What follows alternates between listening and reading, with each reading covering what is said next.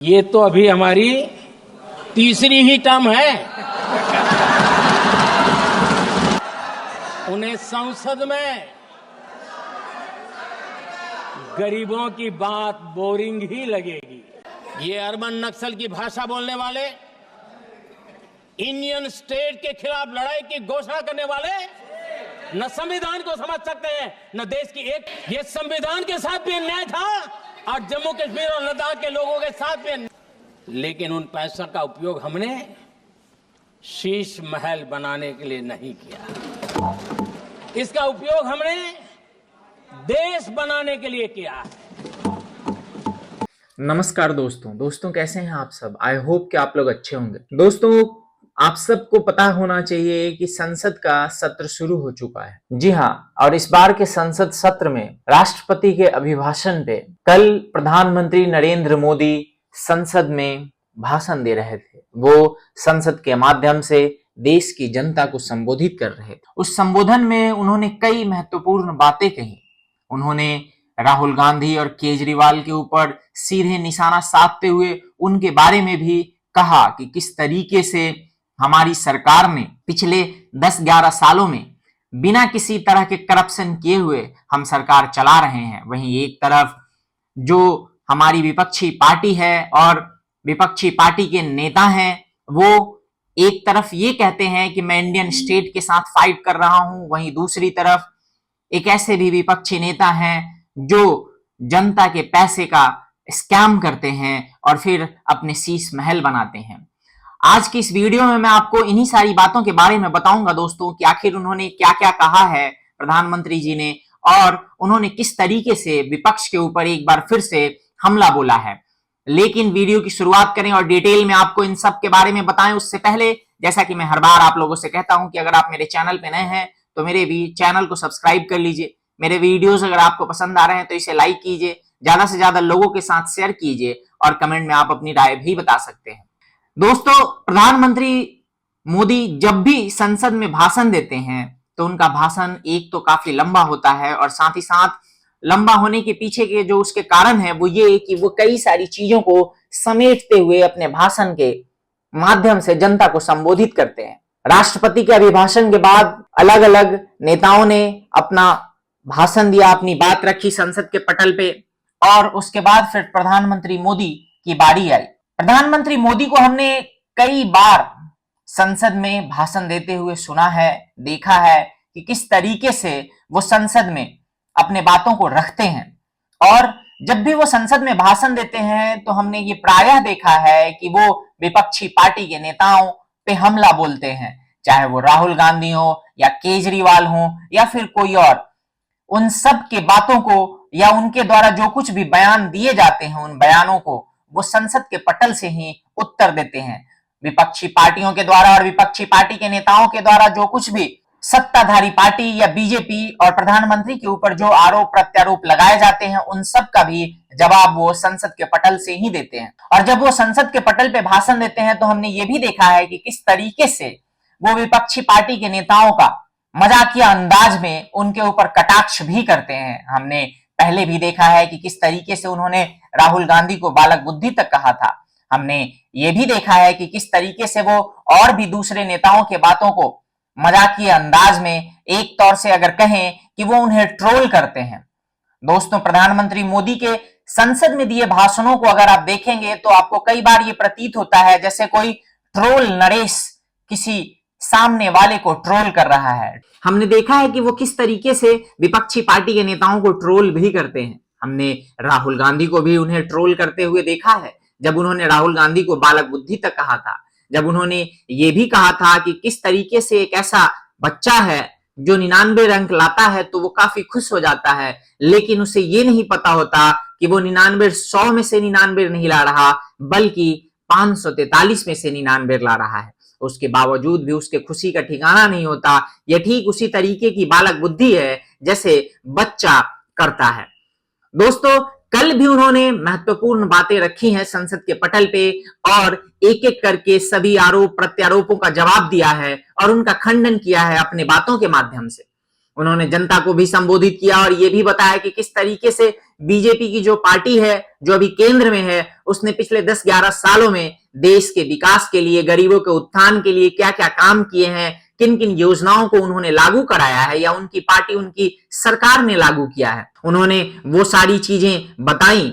उन्होंने ये भी कहा कि किस तरीके से डायरेक्ट बेनिफिट ट्रांसफर के तहत यानी डीबीटी के तहत जो पैसे एक समय में राजीव गांधी के टाइम में, और जबकि राजीव गांधी ने ये खुद कहा था कि 1 रुपया जब दिल्ली से जाता है तो वो किसी गरीब गांव तक पहुंचने में मात्र 15 पैसे पहुंच पाते हैं, बाकी के 85 पैसे ऐसे ही खर्च हो जाते हैं। उस पे भी उन्होंने ये कहा कि किस तरीके से आज के रेट में जो अभी की सरकार है वो अगर 1 रुपए किसी गरीब के खाते में भेजती है तो वो 1 रुपए ही जाता है, ना कि 15 पैसे। इस तरीके से उन्होंने देश के कई करोड़ बचाए हैं और उन पैसों का उन्होंने गरीबों के उत्थान के लिए, देश के विकास के लिए खर्च किया है।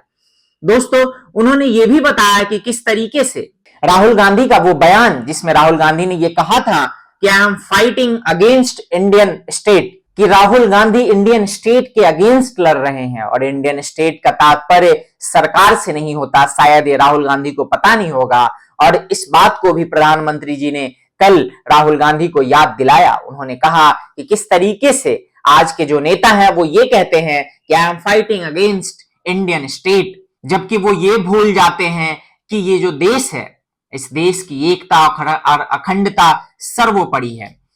उससे इतर उन्होंने ये भी कहा कि किस तरीके से कुछ ऐसे नेता हैं जो जनता के पैसे को लूटकर और अपने शीश महल बनाते हैं, जबकि मैंने और मेरी सरकार ने पिछले 10-11 सालों में किसी भी तरीके के घोटाले को किए बगैर जनता का जो भी पैसा है उस पैसे से जनता के विकास को किया है, साथ ही साथ देश का विकास कैसे हो उसमें उस पैसे को लगाया है, ना कि कोई शीश महल बनवाया है। इस तरीके की बातें उन्होंने की। उन्होंने ये भी कहा कि किस तरीके से जब देश की राष्ट्रपति जो एक गरीब आदिवासी परिवार से आती हैं, वो जब अपनी बात कहती हैं, उनके बात के बाद जिस तरीके से विपक्ष रिएक्ट करता है वो किसी भी तरीके से उचित नहीं है, किसी भी तरीके से उसे सही नहीं ठहराया जा सकता। दोस्तों, नरेंद्र मोदी जी ने यह भी कहा कि किस तरीके से विपक्ष जो है वो देश को भटकाने और देश को एक दूसरे दिशा में ले जाने का प्रयास कर रहा है अपने द्वारा दिए गए बयानों के माध्यम से। उन्होंने ये भी कहा कि किस तरीके से जो सरकारें हैं वो आम तौर पे और आए दिन अलग अलग तरीके के घोटालों में पाई जाती हैं। जो विपक्षी सरकारें हैं, विपक्षी पार्टियों की सरकारें हैं, चाहे वो दिल्ली की बात हो या फिर और वेस्ट बंगाल की बात हो या फिर अलग अलग जगह की सरकारें जहां पे विपक्षी पार्टियों की सरकार है। उन्होंने राहुल गांधी और केजरीवाल पे सीधा हमला करते हुए उनके द्वारा दिए गए बयानों की चर्चा करते हुए उस पे कटाक्ष किया, साथ ही साथ उनके द्वारा जो करप्शन किया गया है उसके ऊपर भी उन्होंने कटाक्ष किया। और भी कई तरह की महत्वपूर्ण बात उन्होंने कल संसद के पटल पे की। उन्होंने बताया कि किस तरीके से पिछले कोविड के टाइम से ही हम 80 करोड़ से ज्यादा लोगों को फ्री अनाज दे रहे हैं। उन्होंने ये भी बताया कि किस तरीके से हम अलग अलग स्कीम्स के माध्यम से गरीबों के लिए घर बनवा रहे हैं, किस तरीके से हमने पिछले 10-11 सालों में भारत को सैनिटेशन फ्री करने की तरफ काफी प्रोग्रेस किया है, किस तरीके से लोगों को शौचालय बना के दिया है, गरीबों को शौचालय बना के दिया है, गरीब परिवारों को शौचालय बना के दिया है, उनको गैस कनेक्शन दिया है उज्ज्वला योजना के माध्यम से, उन्हें नल जल के माध्यम से उनके घर तक साफ पानी पहुंचाने का काम किया है। हमने किस तरीके से एक्सप्रेसवेज भी बनवाए हैं, इंफ्रास्ट्रक्चर के भी काम किए हैं, साथ ही साथ शौचालय और गैस कनेक्शन जैसे योजनाओं से गरीबों के जीवन को डायरेक्टली प्रभावित करने का और उसे बेहतर बनाने का भी काम किया है। उन्होंने और भी कई सारी बातें कल संसद के पटल पे बताई। दोस्तों, सीधे शब्दों में ये कहें कि उन्होंने एक तरफ तो अपनी योजनाओं का जिक्र किया, जिन योजनाओं के माध्यम से देश में बदलाव हो रहा है, जिन योजनाओं के माध्यम से देश विकास की तरफ अग्रसर है। दूसरी तरफ उन्होंने ये भी बताया कि किस तरीके से योजनाओं का जो लाभ है वो इस देश के गरीब परिवारों को हो रहा है, इस देश के गरीबों को हो रहा है, जिससे कि उनकी जिंदगी बेहतर हो रही है। वहीं दूसरी तरफ उन्होंने ये भी बताया कि किस तरीके से हमने अलग अलग स्कीम्स, चाहे वो मेक इन इंडिया हो, मेक फॉर इंडिया हो, स्टार्टअप इंडिया हो, इन सब के माध्यम से उन लोगों को भी मौका दिया है जो लोग वाकई में कुछ करना चाहते हैं ताकि वो सामने आए और इस देश के विकास में अपना अभूतपूर्व योगदान दे पाए, निभा पाए। उन्होंने ये भी बताया कि किस तरीके से इन इनिशिएटिव्स के कारण ही, इन स्कीम्स के कारण ही देश की जो अर्थव्यवस्था है वो सुधरी है। पिछले 10 सालों में 11वें नंबर की अर्थव्यवस्था से 3-4 की अर्थव्यवस्था हम हो गए हैं। उन्होंने ये भी बताया कि किस तरीके से जो चीजें हैं वो काफी तेजी से बदल रही हैं। कल प्रधानमंत्री जी ने एक सनसनीखेज खुलासा भी किया जब उन्होंने ये कहा कि अभी तो मेरी तीसरी टर्म है, मैं अगली टर्म में भी आऊंगा, मैं चौथी बार भी मैं ही आऊंगा और मैं तब तक आता रहूंगा जब तक मुझे इस बात का भरोसा नहीं हो जाता कि मेरा जो देश है वो विकसित भारत हो गया है या उस रास्ते पे, उस मंजिल तक पहुंचने के कगार पे है। मैं तब तक आता रहूंगा। इसके साथ ही उन्होंने विपक्षी पार्टियों के कई सारी उम्मीदों पे पानी फेर दिया। हमने देखा है कि किस तरीके से विपक्षी पार्टियां प्रायः जनता के बीच में ये कंफ्यूजन फैलाने का प्रयास कर रही हैं पिछले कुछ समय से कि आखिर मोदी जी के बाद कौन, और उसके परिणाम भी हमने देखे हैं जो लोकसभा चुनाव में भारतीय जनता पार्टी को झेलने पड़े हैं। जिस तरीके से विपक्षी पार्टियों ने अमित शाह जी और योगी आदित्यनाथ जी के नाम को लेके कंफ्यूजन जनता के बीच में फैलाने का प्रयास किया था, जिसका शायद कुछ फायदा विपक्ष को हुआ भी था, उस कंफ्यूजन को भी उन्होंने कल दूर करते हुए ये एक सनसनीखेज खुलासा किया जिसमें उन्होंने कहा, जो कि मैंने आप सबको बताया है, कि मैं चौथी बार भी आऊंगा। तो दोस्तों, इस तरीके की महत्वपूर्ण बातें उन्होंने की हैं। अब देखना होगा कि आखिर विपक्ष उनके द्वारा कहे गए बातों को किस तरीके से लेता है और उस पर कैसे अपनी प्रतिक्रिया देता है। साथ ही साथ हमें यह भी देखना होगा कि किस तरीके से बाकी जो दूसरी पार्टियां हैं और उनके जो नेता हैं, चाहे वो राहुल गांधी जी हों या फिर अरविंद केजरीवाल हों, वो प्रधानमंत्री के द्वारा लगाए गए आरोपों को किस तरीके से रिएक्ट करते हैं या उन्होंने जो कुछ भी उनके बारे में कहा उसके बारे में वो कैसे रिएक्ट करते हैं, उस पे वो क्या बयान देते हैं। इन सब पे हमारी नजर बनी रहेगी। लेकिन अभी के लिए बस इतना ही। मिलते हैं अगले वीडियो में। टिल देन, जय हिंद, जय भारत, नमस्कार।